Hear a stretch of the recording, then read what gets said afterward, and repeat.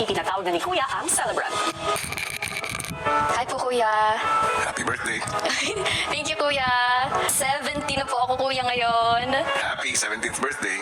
Thank you, Kuya. Ano ang plano mo sa birthday mo?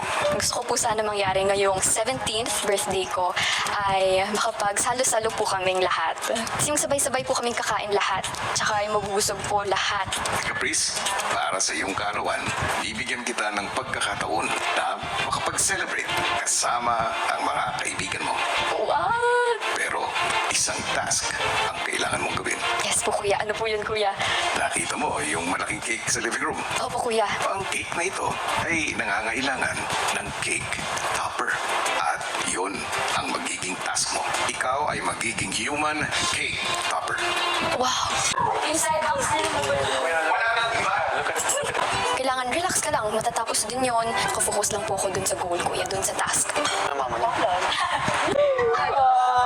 Na-appreciate ko po lahat ng efforts nila, Kuya. Kahit nangangalay po sila, natitiis po nila na hindi gumalaw talaga. Natuwa po ako, Kuya. Caprice, napakaganda ng mga unang kabanata ng iyong buhay.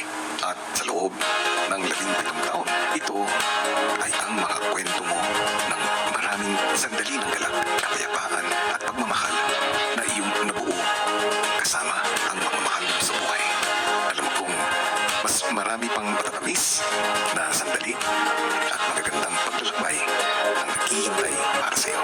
Ang mundo at ako na rin ay nag-aabang sa iyong susunod na mga hakbang.